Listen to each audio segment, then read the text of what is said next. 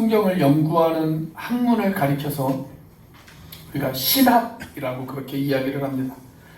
이 신학이라고 하는 말이 헬라어로 데오로기아라고 하는 단어를 사용했는데요. 이 말은 두 가지의 단어가 합쳐져서 되어진 말입니다. 하나님을 뜻하는 데오스라고 하는 말과 말씀을 뜻하는 로기아라고 하는 말이 합쳐져서 되어진 합성어입니다.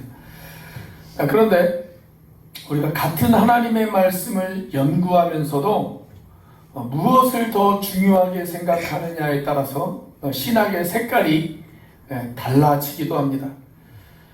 1900년대 후반에 우리 한국교회에 가장 크게 영향을 미친 신학은 소위 번영신학이라고 하는 것입니다. 여러분들이 이 단어를 알든지 모르든지 아마도 여러분들은 이 신학 사상에 많은 영향을 그렇게 받았을 것입니다. 이 번영신학의 가장 큰 특징 가운데 하나는 뭐냐면 축복을 강조한다는 것입니다. 물론 성경이 우리에게 축복을 약속하고 있기 때문에 그것이 꼭 잘못된 것은 아닙니다.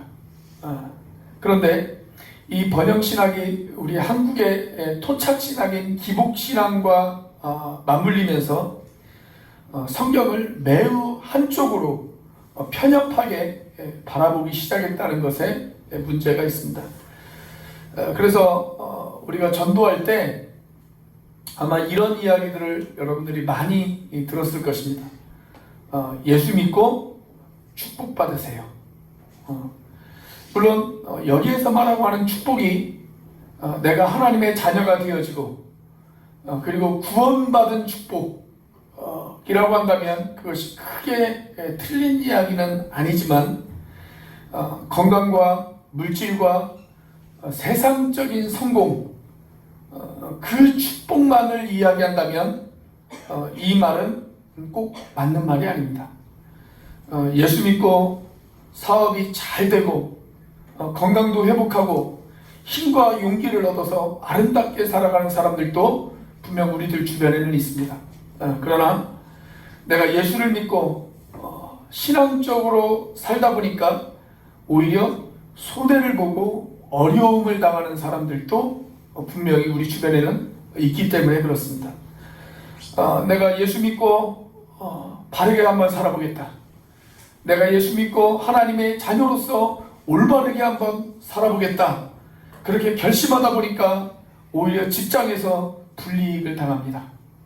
사업을 하는 사람이 내가 예수 믿고 정직하게 한번 살아야지 라고 생각하고 정직하게 세금을 내다 보니까 오히려 손해를 겪습니다. 때때로 사람들에게 핍박을 당합니다. 사람들에게 유혹을 듣습니다.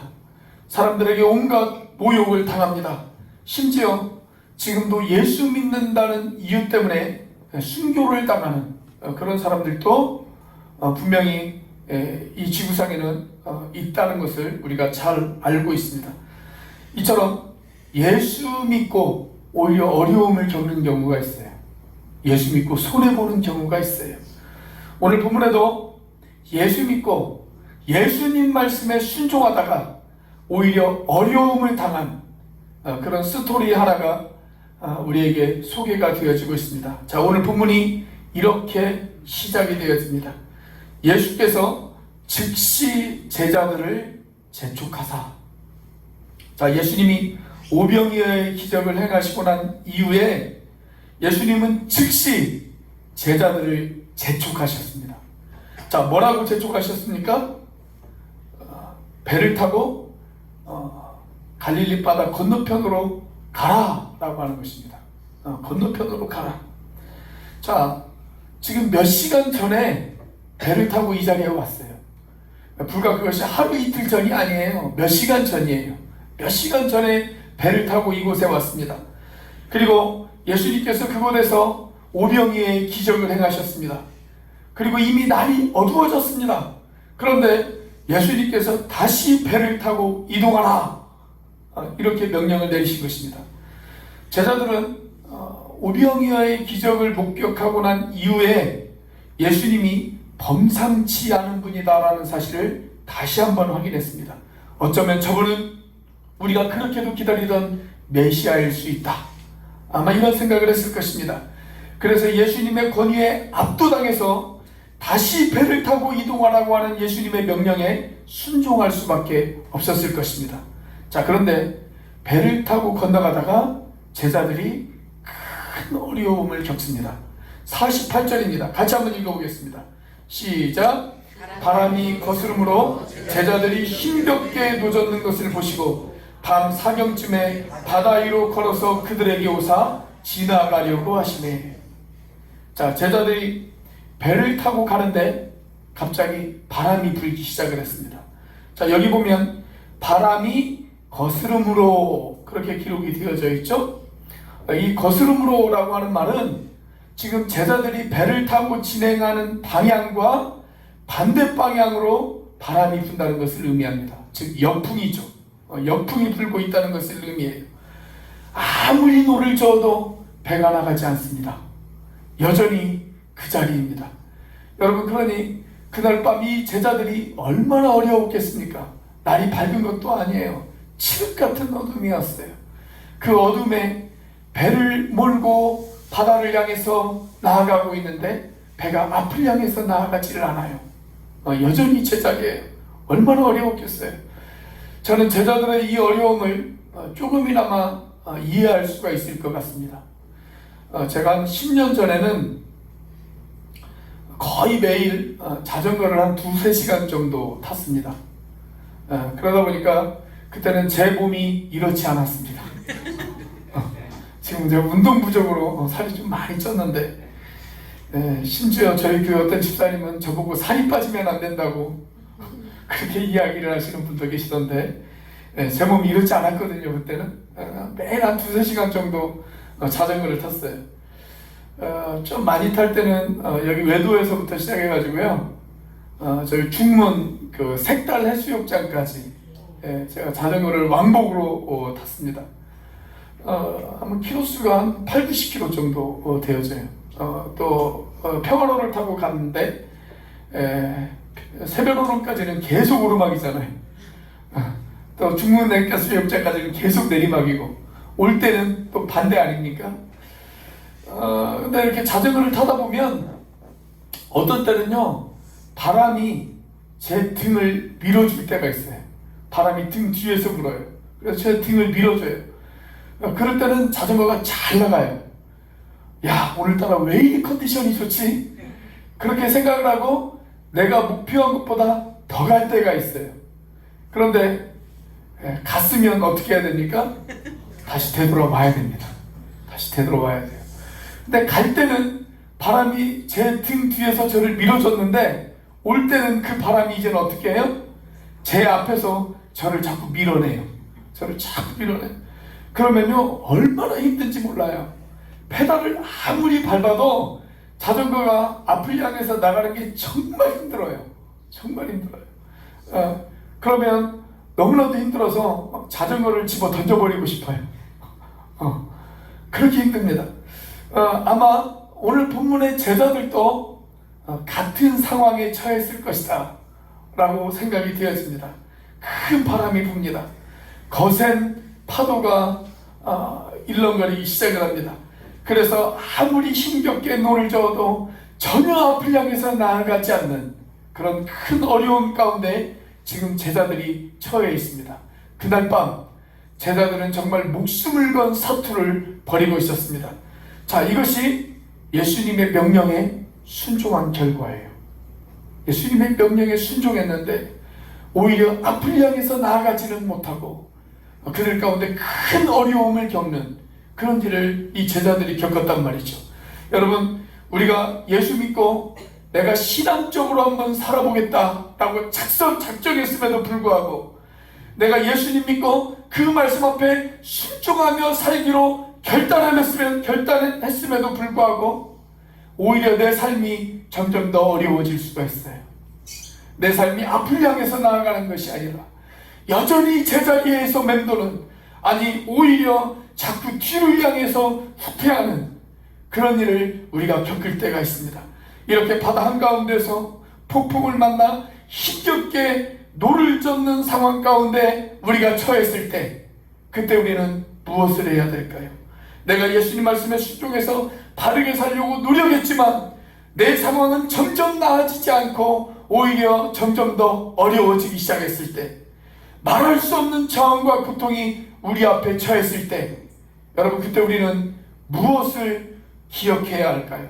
첫째, 예수님은 여전히 나를 위해 기도하고 계신다는 사실을 우리가 기억해야 합니다. 자, 48절 말씀 다시 한번 읽어보겠습니다. 같이 읽습니다. 시작. 바람이 거스름으로 제자들이 힘겹게 노젓는 것을 보시고 밤 사경쯤에 바다 위로 걸어서 그들에게 오사 지나가려고 하시매. 자, 여기 보면 제자들이 힘겹게 노젓는 것을 보셨다, 이렇게 기록이 되어져 있죠. 사실 그날 밤 예수님께서는 그 배에 계시지 않으셨습니다. 제자들은 바다를 건너편으로 가라라고 명령을 하셔놓고 예수님께서는 그 배를 타지 않으셨어요. 아마도 어떤 제자는 이런 생각을 했는지도 모르겠습니다. 아니, 우리에게는 바다를 건너편으로 가라라고 그렇게 명령을 해놓으시고 정작 주님은 어디에 계시는가? 우리가 이런 어려움, 이런 고통, 이런 아픔, 이런 난관 속에 우리가 처해 있는데 도대체 주님은 어디에 계시는가? 이런 질문을 던지는 제자들도 있었는지 모르겠습니다. 자, 그렇다면 그날 밤 제자들이 이렇게 목숨 건 사투를 벌이고 있는 그 시간에 우리 주님은 도대체 어디에 계셨을까요? 46절입니다. 같이 한번 읽어보겠습니다. 시작. 우리를 작별하신 후에 기도하러 산으로 가십니다. 예수님은 제자들에게 바다를 건너가라 라고 명령하신 후에 예수님 당신은 어디로 가셨냐면 갈릴리 바다가 잘 보이는 산으로 올라가셨습니다. 자, 예수님께서 왜 산에 올라가셨을까요? 그 밤에 건강을 생각하셔서 예수님께서 등산을 하셨을까요? 아니면 다음 날 아침 일찍 해 뜨는 일출을 보시기 위해서 예수님께서 산에 올라가셨을까요? 아닙니다. 예수님께서 산에 올라가신 이유는 기도하시기 위해서 올라가셨어요. 기도하시기 위해 올라가셨다. 여러분, 오병이어라고 하는 이 굉장한 기적을 사람들이 목격하고 난 이후에 사람들은 예수님을 왕으로 삼으려고 하는 시도를 했습니다. 이런 분이 나라를 다스리면 이 나라의 경제 문제는 반드시 해결할 수 있을 것이다. 이분이 왕이 되어진다면 적어도 백성들이 굶어 죽지는 않겠다. 보리떡 5개와 물고기 2마리로 5,000명이 넘는 사람들을 먹인 이분이 왕이 되어진다면 백성들을 굶어 죽일 일은 없지 않겠는가? 아마 이런 생각을 했던 것 같아요. 그래서 예수님을 왕으로 삼으려고 했습니다. 그래서 예수님께서는 급히 사람들을 보냅니다. 그리고 제자들도 보냅니다. 그리고 당신이 걸어가야 할 십자가의 길을 잘 걸어갈 수 있게 해달라고 하나님 앞에 기도하시기 위해서 그날 밤 예수님께서 혼자 산에 올라가셨습니다. 그리고 그날 밤 당신의 십자가의 길만을 위해서 기도하신 것이 아니라 틀림없이 제자들을 위해서도 예수님께서는 기도하셨을 것입니다. 이 제자들이 내가 십자가를 짊어지고 나면 이 제자들만 남는데 주님, 이 제자들이 잘 견딜 수 있도록 도와주세요. 그들에게 다가올 수없이 많은 핍박과 환난이 있는데 그 핍박과 환난을 잘 견딜 수 있도록 주님 도와주세요. 아마 이렇게 우리 주님께서는 기도하셨을 것입니다. 사랑하는 형제자매 여러분, 이 사실이 저와 여러분들에게 어떤 의미가 있을까요?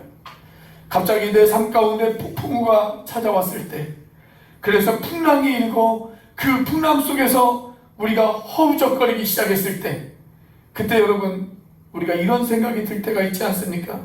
내가 여기에서 이렇게 힘겹게 노를 젓고 있는데, 내가 풍랑을 만나서 지금 힘겹게 노를 젓고 있는데, 내가 여기에서 이렇게 허우적거리고 있는데 왜 예수님은 내 곁에 계시지 않지? 왜 예수님은 나에게 이렇게 멀게만 느껴지지? 여러분, 그런 생각이 들 때가 있지 않으십니까? 예수님이 나에게 너무 멀게만 느껴져요. 그래서 그분이 나의 고통을 하실까? 그분이 나의 아픔을 하실까? 그분이 나의 이 눈물의 현장을, 이 괴로움의 현장을 그분이 과연 이해하실까?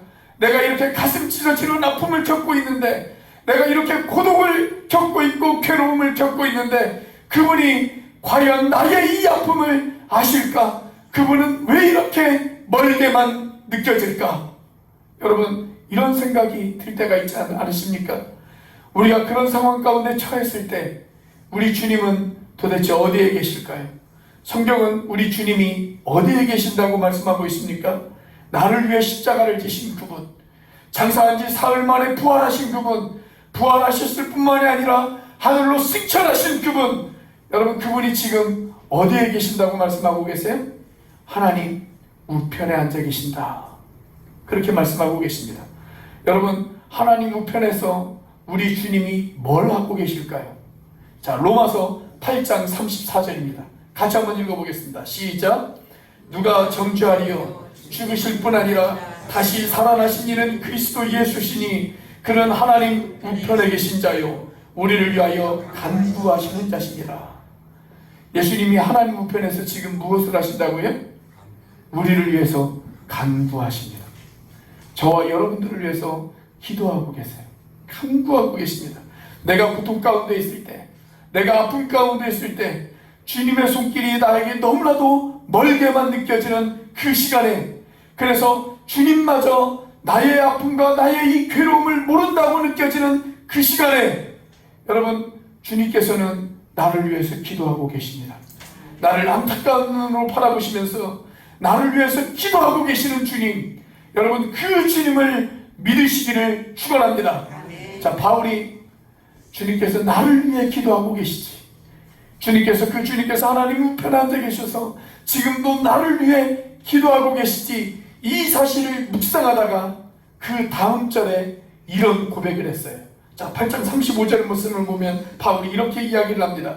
누가 우리를 그리스도의 사랑에서 끊으리요? 환난이나 공고나 박해나 기근이나 적신이나 위험이나 가리랴. 사랑하는 형제자매 여러분, 현재 일도 장래 일도 그 누구도 그 어떤 것도 그 무엇도 그리스도의 사랑에서 나를 끊을 수 없다. 나를 둘러싼 환경이 아무리 폭풍우가 치는 그런 바다 한복판에 있다 할지라도 나를 그리스도의 사랑에서 끊을 수가 없다. 그 바다 한복판에서 내가 힘겹게 노를 젓고 있다 할지라도 주님은 여전히 나를 바라보고 계신다. 그리고 나를 안타깝게 바라보시면서 나를 위해서 기도하고 계신다.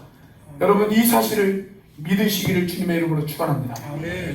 자, 인생의 바다에서 우리가 힘겹게 노를 저을 때 우리가 무엇을 기억해야 될까요? 두 번째로, 예수님은 나를 돕기 위해 오시는 분이심을 기억하셔야 합니다.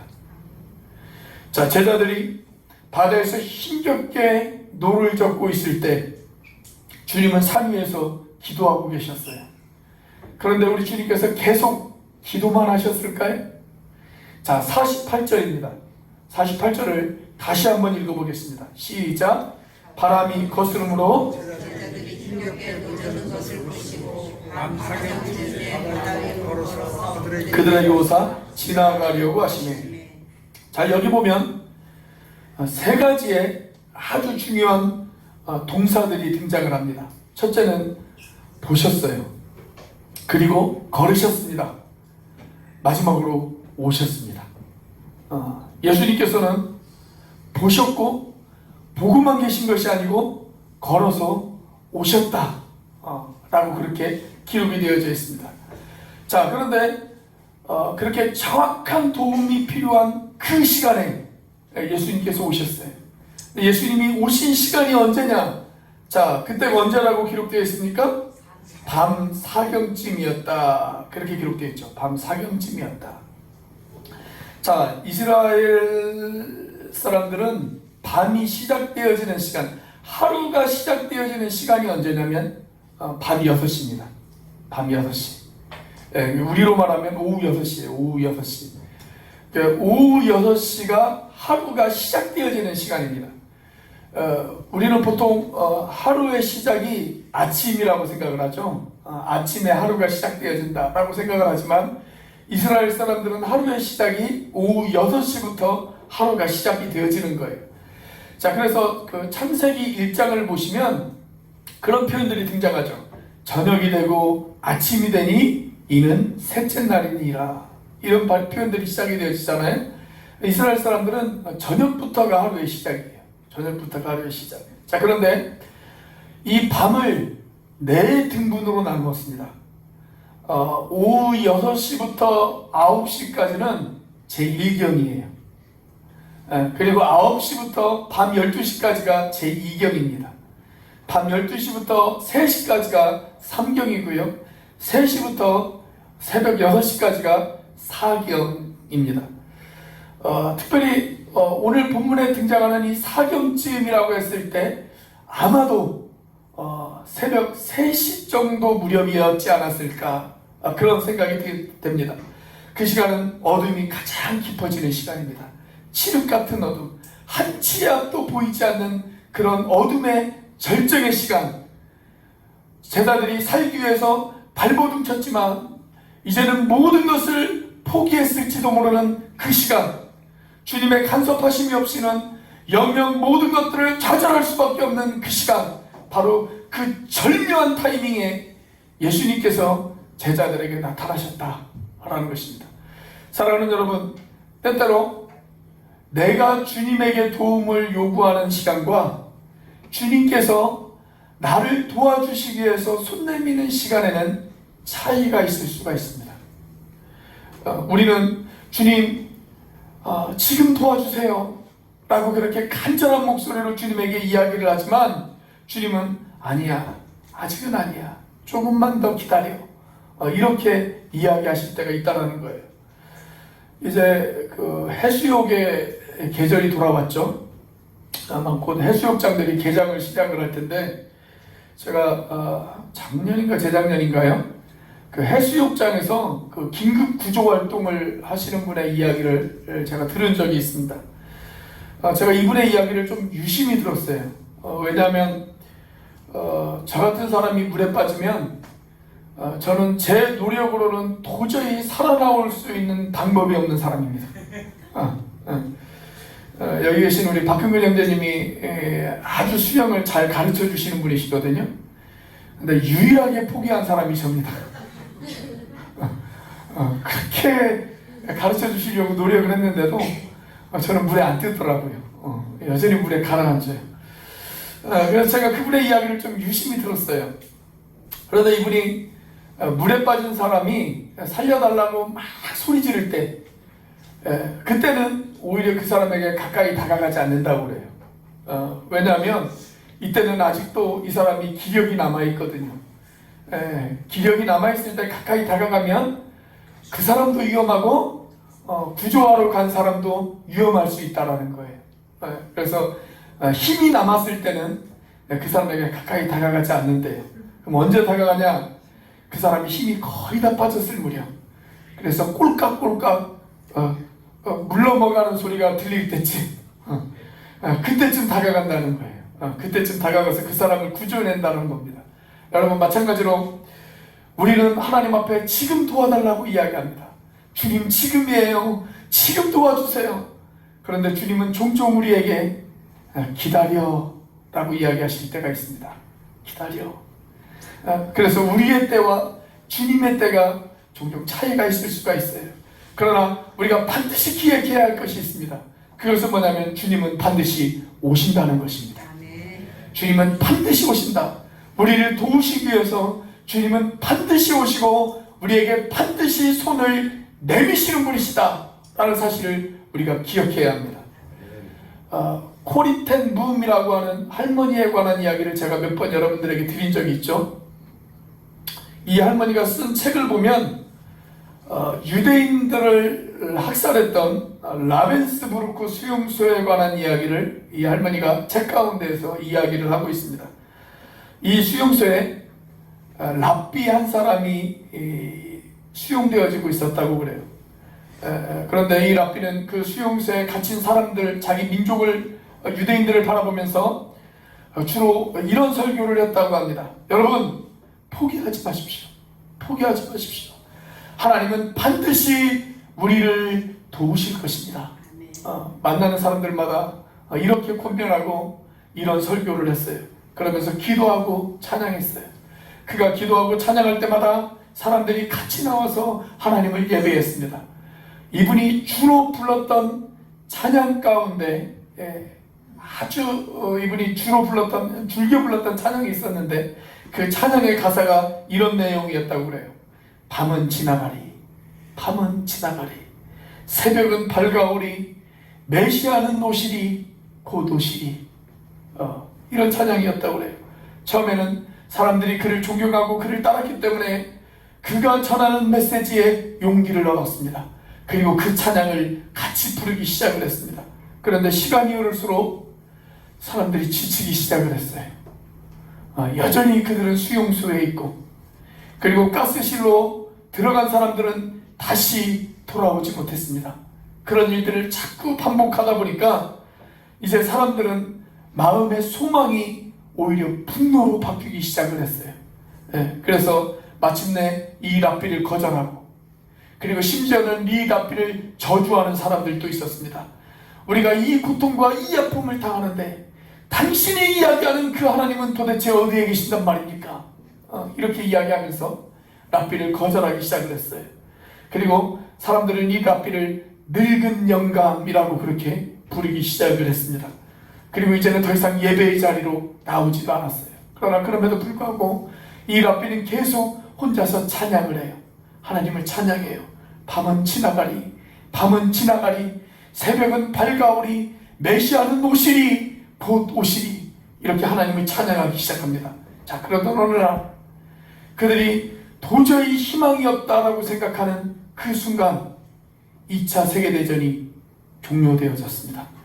그리고 수용소의 문이 활짝 열렸습니다. 그리고 마침내 그들이 그렇게 간절히 기다리던 자유를 얻었습니다.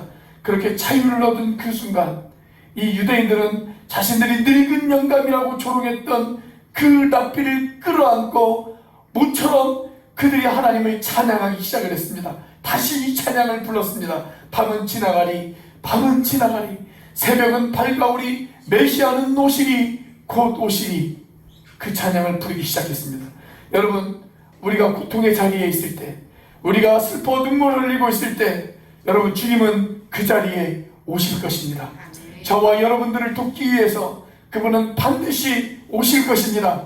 조금만 기다리시기 바랍니다. 주님의 도우심이 임하시는 그 순간, 그때는 주님이 판단하시겠지만 분명한 것은 결코 그분은 우리를 버리지 않으신다는 사실입니다.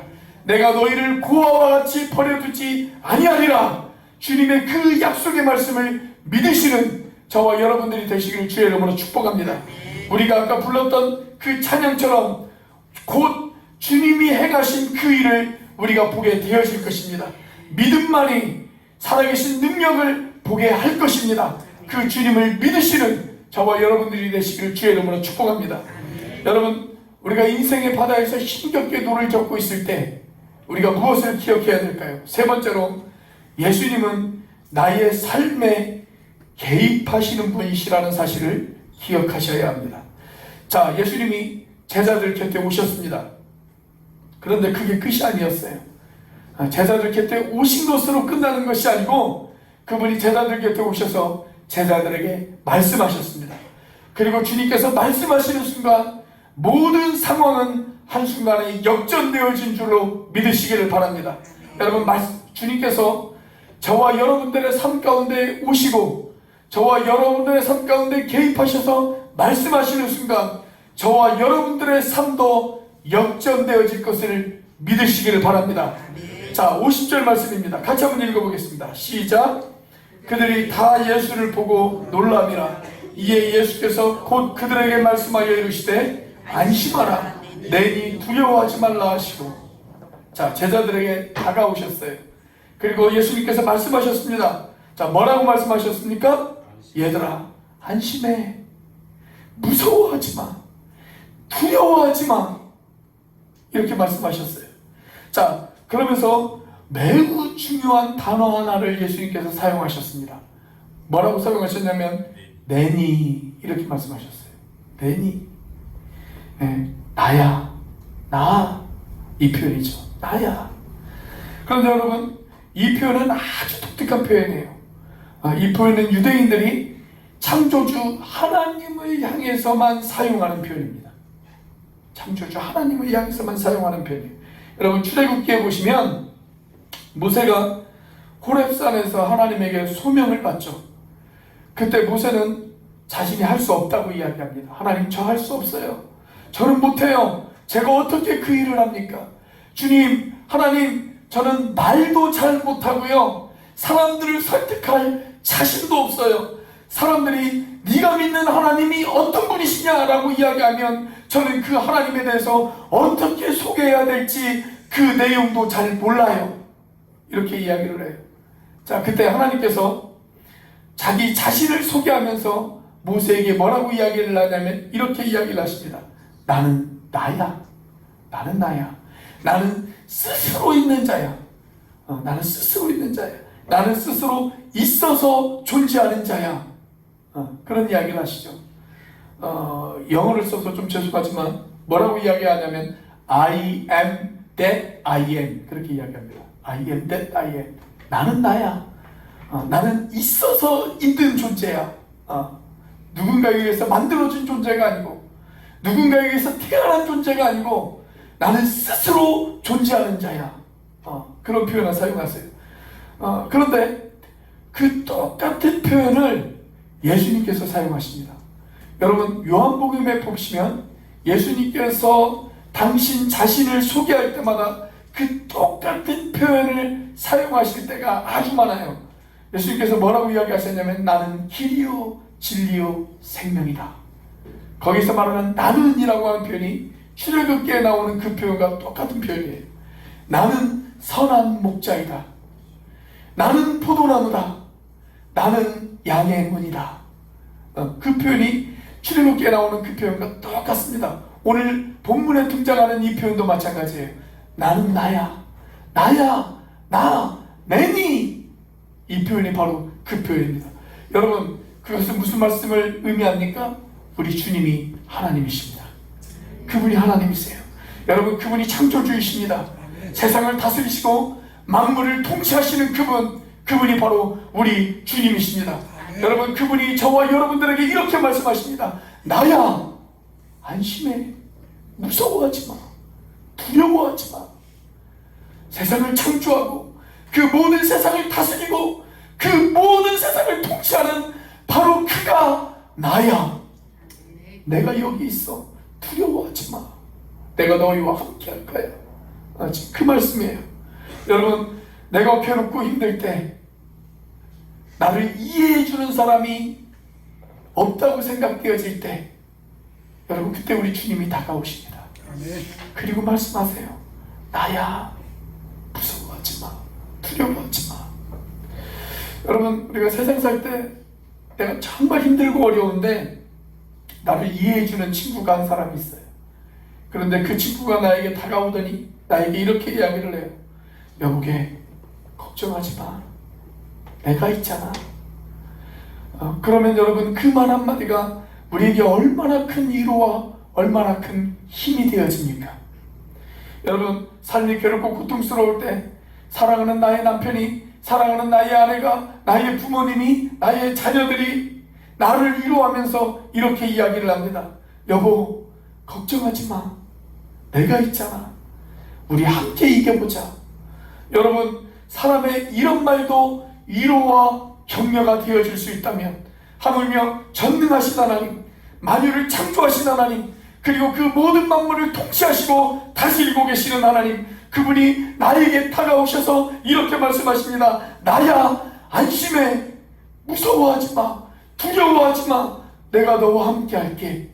여러분 주님이 우리에게 그 말씀을 하신다면 여러분 그 말씀이 우리 가운데 얼마나 큰 힘이 되어지겠습니까?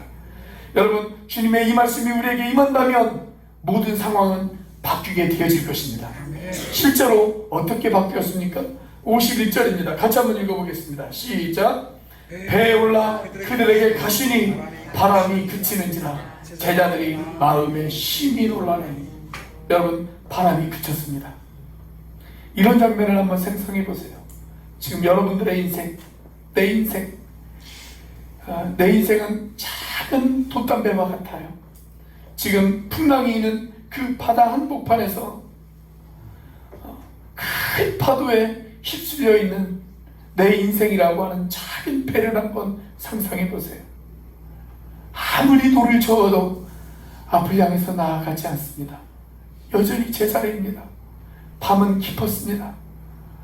도대체 내가 이제 더 이상 어떻게 해야 될지 모릅니다. 내가 여기에서 이렇게 끝나나? 라고 생각되어질 그 무렵 주님께서 내 인생이라고 하는 작은 배에 올라타시는 그 모습을 한번 상상해 보세요. 거센 풍랑이 일어나고 있는 그 배에 주님이 올라타십니다. 때로는 눈물 짓고 때로는 고통스럽고 때로는 힘겹게 돌을 저어가고 있는 그 내 인생 가운데 주님께서 올라타십니다. 그리고 저와 여러분들을 향해서 이렇게 말씀하십니다. 나야, 두려워하지 마, 무서워하지 마. 주님의 그 음성을 들으시는 저와 여러분들이 되시기를 주의 이름으로 축원합니다. 기도하시겠습니다.